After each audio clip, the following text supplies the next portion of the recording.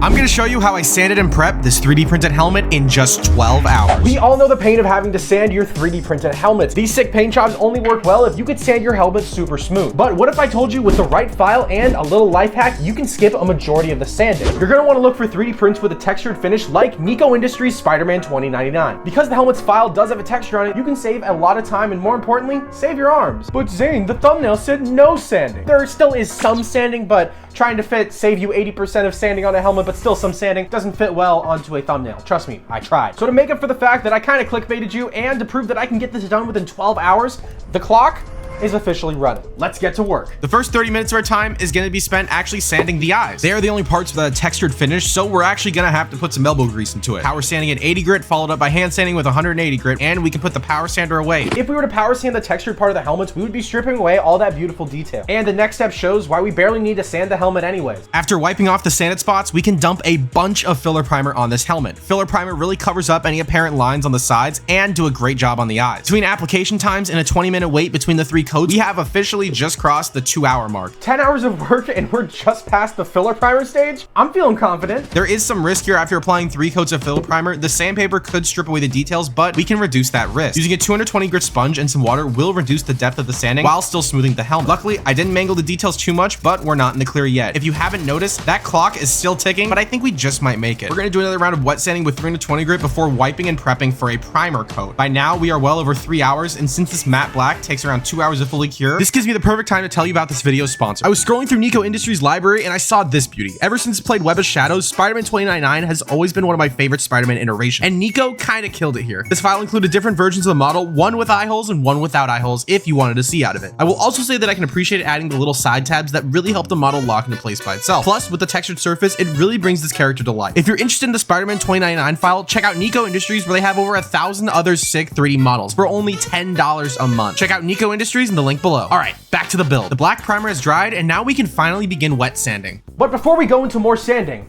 let's talk about our eyes. Some people say that the eyes are a view into the human soul. Our Spider-Man's eyes are a view into our problems. Sandpaper and filler primer, they can only do so much. Sometimes you gotta get down and dirty and a little bit with the groupie and use something called a filling agent. Not this filling agent. I use this on different projects. We're gonna be using something called U-Pull acrylic putty. By mixing 2 parts of this U-Pull acrylic putty and 1 part of our acetone, we can liquefy our brown goop into a brushable liquid that dries in just 15 minutes. You could substitute for things like Bondo and wood filler. However, heavier coats of this stuff takes hours to dry and we can't afford that timeline. Brushing the U-Pull is super easy, and I'm using a cheap Walmart pack of brushes because you will never want to use these brushes for anything but U-Pull putty. Our 15-minute wait time is over, and just as we approach 6 hours, the halfway point is here. And we haven't even gotten to the specialty paint I ordered just for this video. Look at this little can, it's so tiny.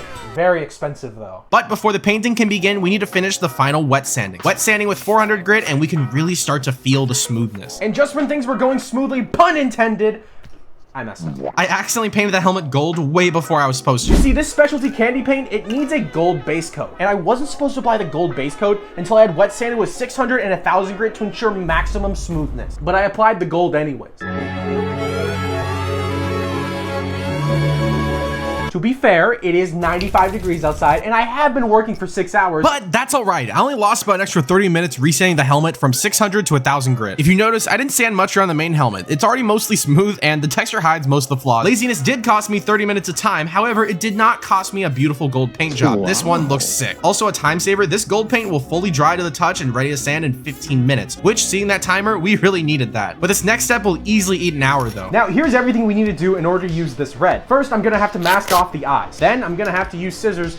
That's not a scissor. Use a knife to cut out the masking tape to make sure that the tape gets on correctly. And finally, we can use our Rustoleum metallic blue. Now, I've worked with this Rustoleum blue before. This won't care about the red as a base coat. It'll just spray over it, and I haven't had any problems with it. This paint is weirdly reliable. Now, before this project, I've never worked with this specific red. It comes from a company called Custom Cans, and while I'm not sponsored, I do have some pretty good things to say about it. It comes from an automotive paint company where you see them a lot in custom car work or in motorcycles. The colors are really vibrant, and they're meant to be used in HVLP guns, but I learned recently they put them into tiny spray cans. And this paint works by dyeing our base coat of gold or silver into whatever kind of colors, in this case candy red. You may be familiar with another paint brand called Duplicolor Metal Cast, which does the same thing, but just after one use, I already like this better. I was going really heavy with the coats on this and it wasn't running. It's hard to show it in the footage, but as I was painting, I felt confident that this wasn't gonna run or it wasn't gonna crack. It just came out so much smoother, and genuinely, when I feel another helmet painted with this paint, it feels like glass. So even though it's pricier, I'm really excited to be using this more in the future. But don't be mistaken, this is still just like metal cast. We're gonna be applying multiple coats on top of your gold. It's not just a one and done. You're gonna need to do 3 to 5 coats. The first coat is just a small dusting where I barely lay on any paint. I'll let it fully dry for about 10 to 15 minutes. Now look, 10 to 15 minutes is not a lot of time, but when you're doing 3 to 5 coats, each with a 15-minute wait time, that's gonna eat our timer real quick. This did eat a bunch of time. However, I can promise you that this red is worth the wait, and we are so close to being done. The final main color blue is ready to be applied, and what did I say? This blue did not care at all about the red base coat, and even without a clear coat, it's still shining beautifully. Now, here's the scary part. There's a chance that the red might have gotten messed up from our paint job or the masking, but there's only one way to find out. We gotta strip it off. Strip the tape. Take it. We gotta take off the tape. Respectfully, yeah, that's a clean paint job, and I am very proud of myself. And we're approaching the final step. With the wipe of a microfiber cloth, we can begin the final step of our 12-hour build.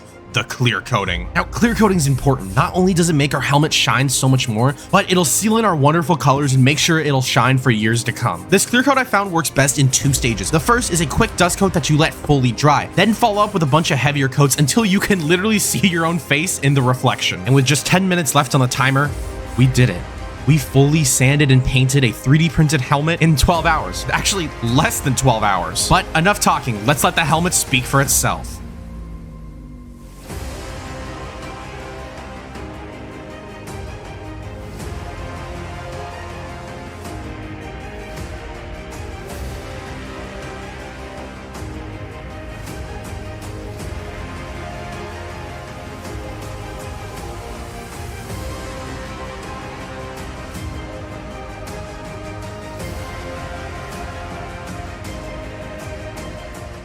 So guys, that'll be it for my 12-hour Spider-Man 2099 build. If you liked the video or just happy you learned something new, consider hitting that subscribe button. I'm really excited to start posting more long-form content on YouTube. And of course, let me know down below what you want to see next.